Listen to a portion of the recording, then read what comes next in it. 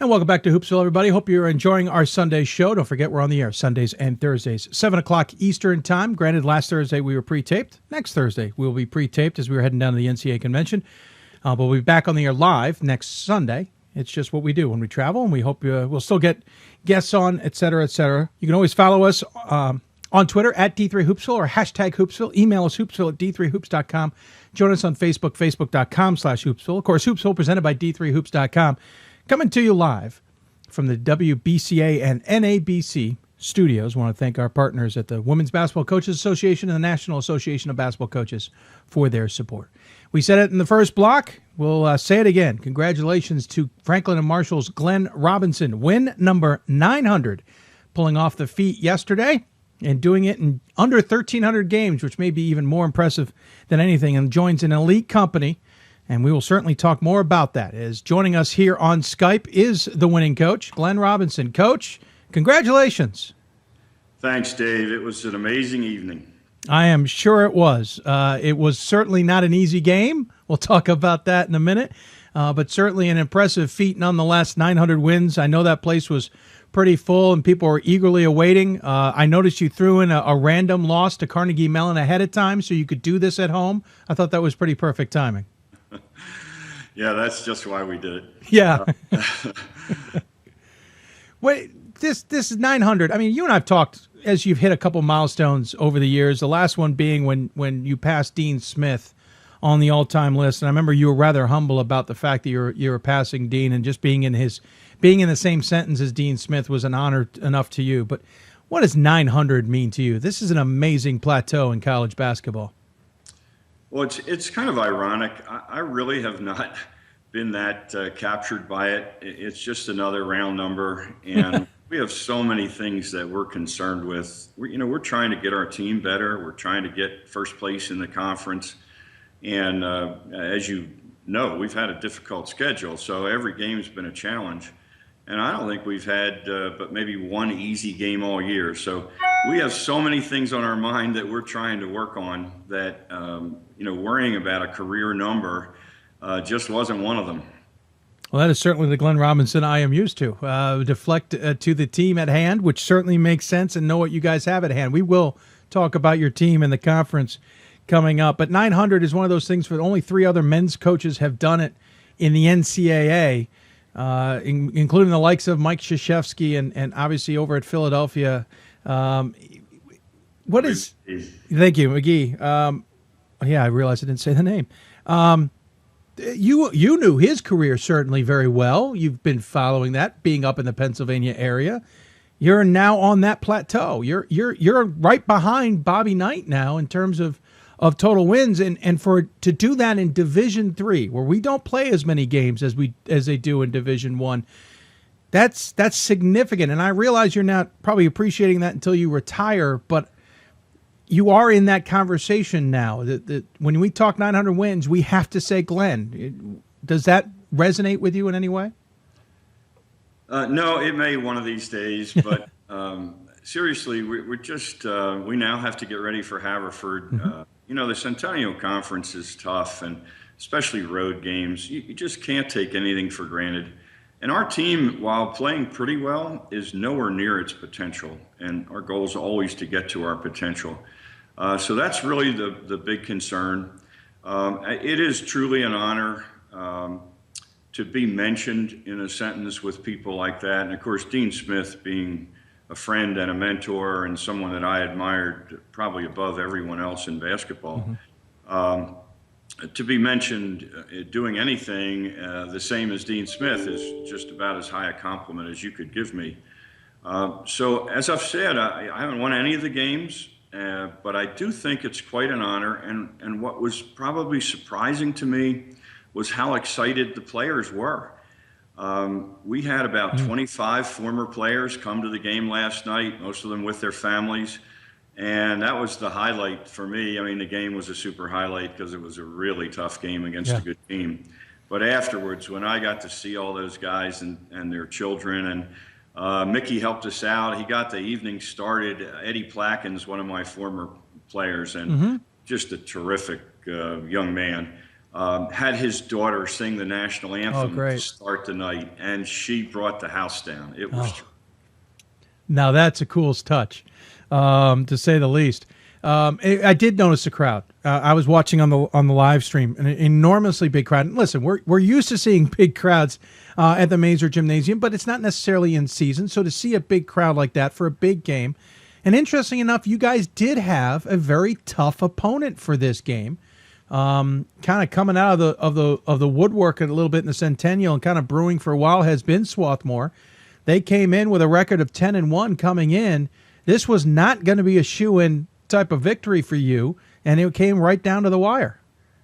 It certainly did. I think there were seven lead changes in the last 5 minutes, something along that line. Yeah. From the coaching standpoint, it seemed like 107 changes. It just every possession was like life or death. If they had it, it was, we've got to get this stop, and oh no, they executed again and hit a bomb. And then when we had it, we've got to run this the best we've run it all year, and then somebody, usually Hunter Eggers, would come up with a great shot. But they were a very, very tough opponent. I believe statistically it's the best team in Swarthmore's history, and you could see it coming. They had a lot of really good freshmen last year to go at that sophomore class the year before. And, of course, now they're another year older, another year more experienced, and they are tough. Yeah, certainly a tough squad. Great to watch it online. You're right. The lead changes were amazing all the way down to the end, and really just kind of ended up who had the basketball last with enough time on the clock, essentially. But you had to withstand a surge for them. They had a chance to tie or win the game late. I know, as you as a coach, as I've gotten to know you over the years, the last thing you were probably thinking about was whether you would get number 900 in that scenario. You were thinking about whether you were just going to get the win in that scenario. You had to dodge a few bullets.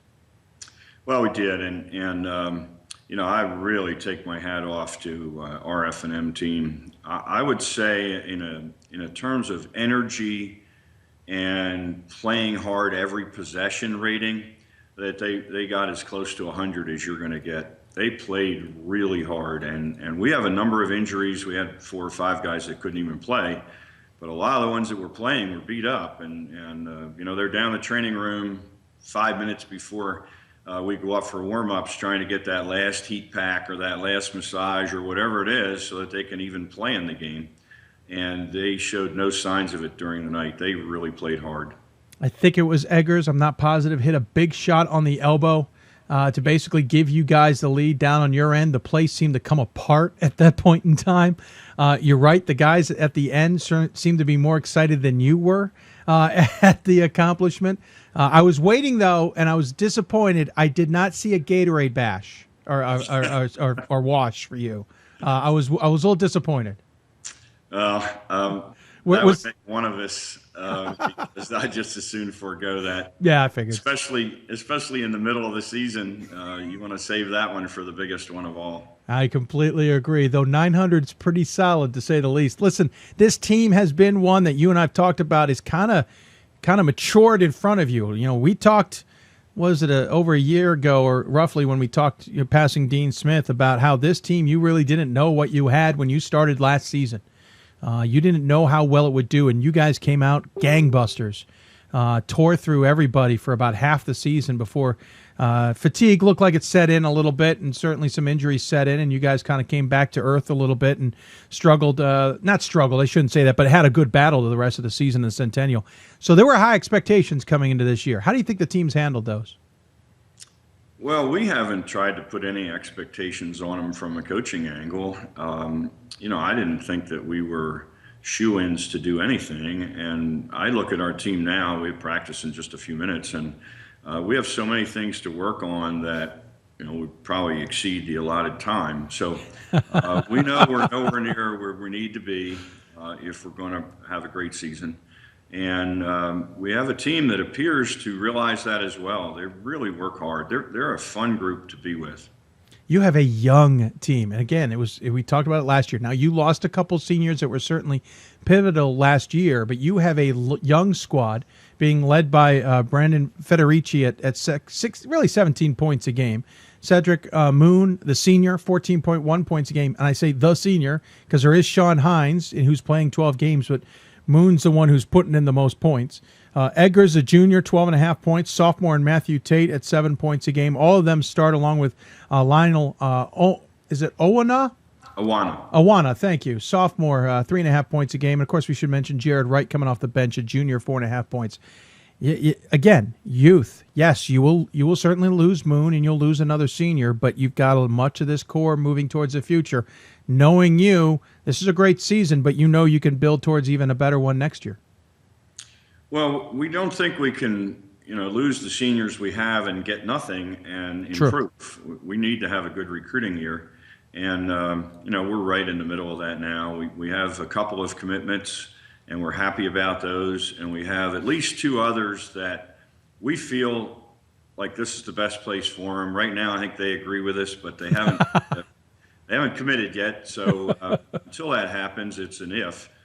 And, if we have a really good recruiting year, I think we could have a very strong team. But to be honest, it's a little like the 900 number or anything other than what the next game is going to bring. Mm-hmm. You really can't worry about next year's team now. I mean, I remember, 40 years ago, Donnie Marsh was entering what was to be his senior season. He's one of the best players in the country. And already been an All-American and the best player in the league and everything else. And 1 week before his senior year, he slipped on a wet spot, tore his ACL. Yeah. And that completely changed the outlook of that team. So to be looking to next year now is a frivolous endeavor. Oh, sure. I can understand that. This year, you guys are in the front of the conference right now by a game over Swarthmore and Gettysburg. And Hopkins is lurking 2 games back at 3-2. But this is an interesting year in the conference. Dickinson's not nearly having the season I think everyone expected, despite the losses at 3-9 overall. Hopkins has even struggled. They're at 6-6, and yes, they lost some players. McDaniel hasn't kind of come to the forefront, I think, like everyone expected they might. Swarthmore has appeared. Gettysburg has appeared. It's a different fight for you guys than it was in the last couple of years when it was Dickinson and Hopkins. Now it's Swarthmore and Gettysburg. I'm going to ask you a tough one. If it's not you guys to win this conference, who do you think can take the Centennial crown? It's too early to name a name. I think Gettysburg has a fine team, a lot of experience. They were pretty good last year, so clearly they're one of the teams. Hopkins got Curran back. They're 6'7", do everything forward. And since they've got him back, they've won most of their games, and he's gotten increasingly more influential in the outcome of those games. So they're going to be very difficult. And, I think Swarthmore is going to hang in there long term. They have a good team. They're well drilled.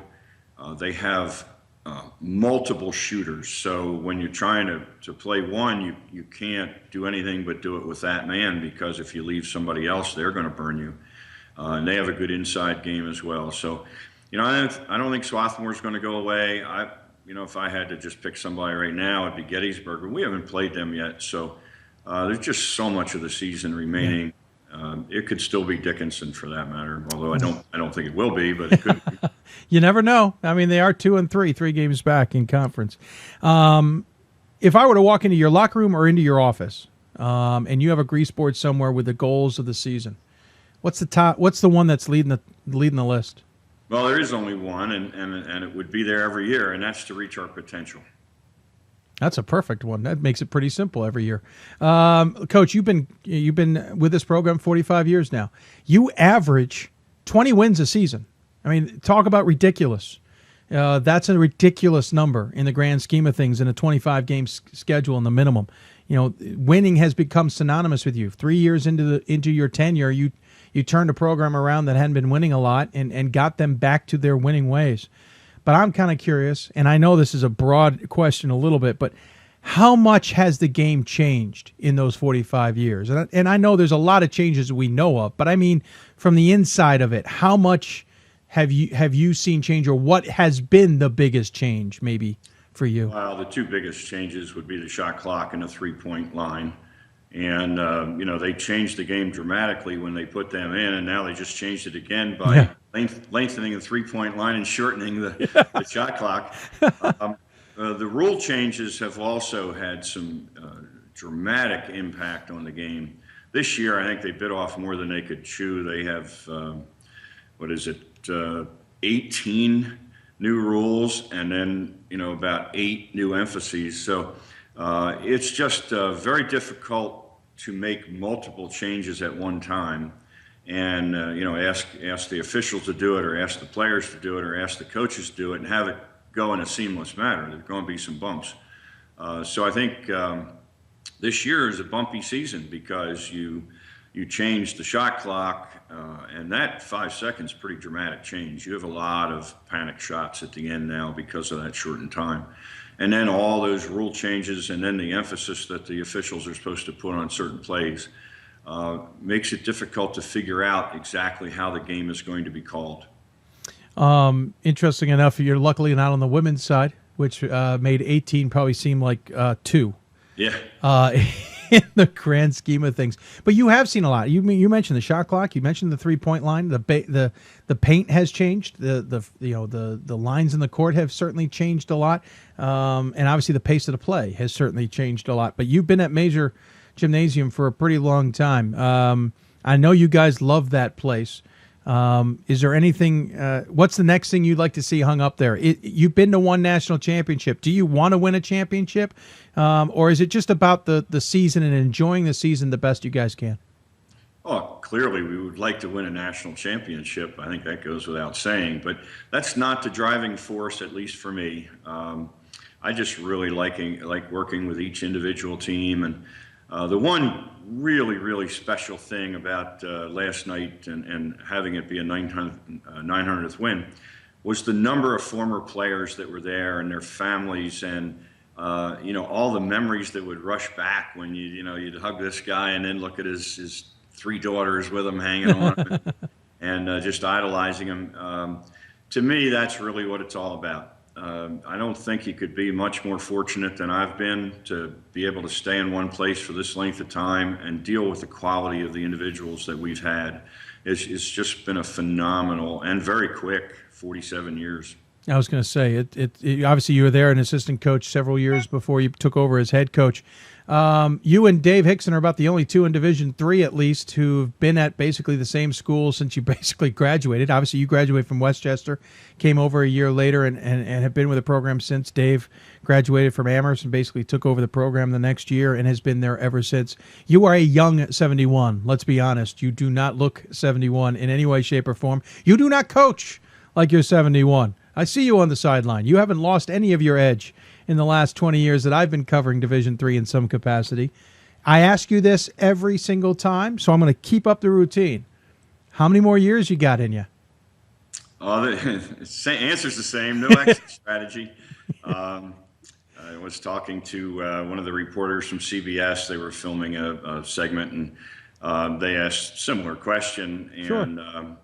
It's just one of those days I'll come in and everything will seem wrong, and that'll be the last day, I guess. But I don't foresee that happening anytime too soon. Well, it certainly doesn't seem it either, and we're certainly impressed. Again, number 900, and it would be dumb to ask you of those 900, what's your most memorable, because I'm sure you have a lot. But if there's something, if you're sitting back in your chair after you finally retired and you do look back on the season, is there going to be one, or season, what am I talking about, career? Is there going to be one thing that comes to mind that will always remind you and always bring a smile to your face about what has been so far 45 years of coaching and 900 wins? Well, I think it's the collection of memories, the collective thoughts. There are certain games that you just never forget. When we beat Jersey City State in the Elite Eight game to go to our first Final Four, and we were fortunate enough to win it handily enough that we could take the players out one at a time and they would chant their name and then chant Rock Island, which is where the games were hosted that year. You just never forget that type of situation. But then there are conversations with players, say in a locker room in the basement of somebody's facility when it's their last game. Mm-hmm. And you just never forget those things. And, I know one in particular has gone on, and he's become a trustee at Franklin and Marshall College, and he's the head of a $40 million organization, and he has been extremely successful in life. And I vividly remember, even though it was many, many years ago, talking to him after his last game down in the locker room, just the two of us. And to me, they're the things that you take with you, and luckily I get to see him, so I remember those moments from time to time. Yeah, and I highly suspect the request for financial support of the program does not go very far without any help from many alum, and I think winning 900 certainly helps it along the way. By the way, the Mazer Center does not look that old, but would you ever want a new facility? Sure, why not? Yeah, why not, right? It's more of the other things. Sure, the locker rooms and such. The court itself is phenomenal. It'd be hard to beat that. It's I like the fact that we have fans on all four sides. Yeah. The lighting is, the best lighting we get no matter where we play. And the playing surface, when it was built, it was state of the art. It was, the right kind of wood over the right kind of substructure. So it's a soft floor with a lot of give. So we don't have those shin splint type injuries or the type where the floor is built over concrete or macadam where you just get achy legs. It's just a terrific facility in that regard. It's just the other stuff, the locker room showers, the seating for the fans, the concession stands, access to things. Yeah, no, it makes complete sense. Well, I appreciate you taking the time, as you always do, to join us here on the show in some capacity. Again, congratulations on 900. It's a spectacular number. I know you'll appreciate probably later in life. As always, as you know, I hope we always give the final word to the guest. Any final thoughts you want to share with those who may be tuning in? Well, yeah, about 100. I think I have about a 20-minute speech prepared. Good, go for it. I'll take a break. Obviously just kidding, but I would love to thank all of my assistant coaches, all of the players, my family who have sacrificed and been such a big part of it, and all the different administrators at Franklin and Marshall that have, at the start, let a really ignorant young kid get a job and keep it for a while. And then we have fans. We had fans that came up to me last night and told me they've been coming to games for 40 years. And as far as I know, I remember seeing them there. So it's been a real joyride, and there's so many people responsible for it. So I like to thank them all. Well said. I really thought you might go for 20 minutes, but it's all good. We appreciate you taking the time and joining us for 20 minutes here on the show. Congratulations. Good luck against Haverford coming up here on Tuesday. Good luck the rest of the season. I know we'll be talking about you down the road, but again, congratulations on number 900. Thanks, Dave. Keep doing such a great job. Thank you, Glenn. I appreciate it. Glenn Robinson joining us from Franklin and Marshall. Again, win number 900. He's only coached in about a little under 1,300 games, folks. He's won quite a few of his games. Very impressive, to say the least. When we come back, we'll switch gears, talk women's basketball with another great coach in women's basketball, Pat Manning, up at Williams. She is part of the debut, the BCA Center Court. You're listening to Hoopsville, presented by D3Hoops.com. More Hoopsville right after this.